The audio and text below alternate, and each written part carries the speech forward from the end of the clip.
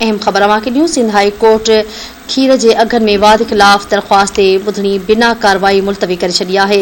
Sindh high court में खीर जी क़ीमतुनि में इज़ाफ़े ख़िलाफ़ दरख़्वास्त ते ॿुधणी थी आहे। कमिश्नर कराची अघ भराई रिपोर्ट सिंध हाई कोर्ट में पेश करे छॾी आहे। अवांखे आगाह कयूं पिया। ॿुधणीअ दौरान चीफ जस्टिस पुछाणो कयो त छा हर शइ में इज़ाफ़ो कयो वियो आहे। हुन चयो त अदालत कहिड़ी कहिड़ी शइ जो अघु मुक़ररु करे। सुभाणे चयो वेंदो त खंड जी क़ीमत में बि अदालत मुक़ररु करे। अदालत दरख़्वास्त जी जमा दरख़्वास्त दुरुस्त ॿुधणी ते बिना कार्रवाई मुलतवी करे छॾी आहे।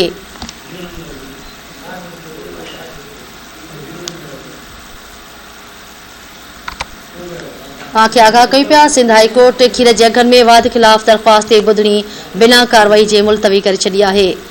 सिंध हाई कोर्ट में खीर जी क़ीमतुनि में इज़ाफ़े ख़िलाफ़ दरख़्वास्त ते ॿुधणी थी।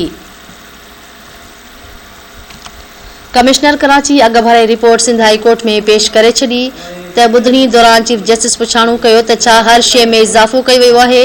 हुन चयो त अदालत कहिड़ी कहिड़ी शइ जे अघु मुक़ररु करे।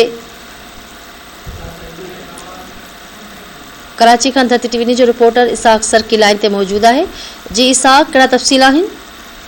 जी बिल्कुल फौजिया, ॾिसो सिंध हाई कोर्ट में खीर जी क़ीमतनि में जेको आहे मनमाने इज़ाफ़े जे ख़िलाफ़ जेको आहे दरख़्वास्त ते ॿुधणी थी आहे, जंहिंमें कमिश्नर कराची पारां जेकी रिपोर्ट आहे उहा अदालत में पेश करी छॾी आहे, जंहिंमें अदालत पारां इहो चयो वियो आहे त हर शइ जूं क़ीमतुनि में इज़ाफ़ो कयो वियो आहे। जॾहिं त अदालत कंहिं शइ जी क़ीमतनि में जेको आहे घटिताई जो हुकुम ॾे, इहो चीफ जस्टिस जो चवणु आहे। जॾहिं त चीफ जस्टिस जो वकील इहो बि चवणु आहे त सुभाणे वरी चवंदा खंड ऐं अटे जूं क़ीमतूं आहिनि उहे बि महांगियूं थी वियूं आहिनि। जॾहिं त जेके शयूं आहिनि उन्हनि में ॾींहों ॾींहुं इज़ाफ़ो पियो थींदो वञे, पर उन्हनि खे घटि करणु अदालत जो कमु न आहे।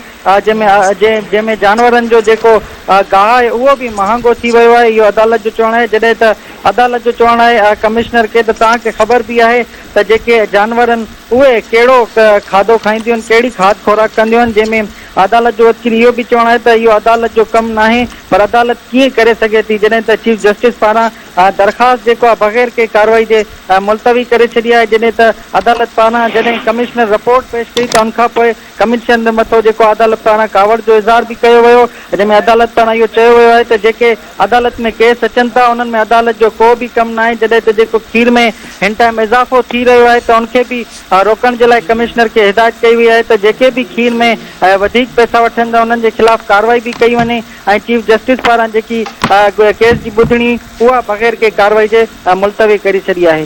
जी ठीकु आहे साहब, वॾी महिरबानी तफ़सीलनि जे लाइ।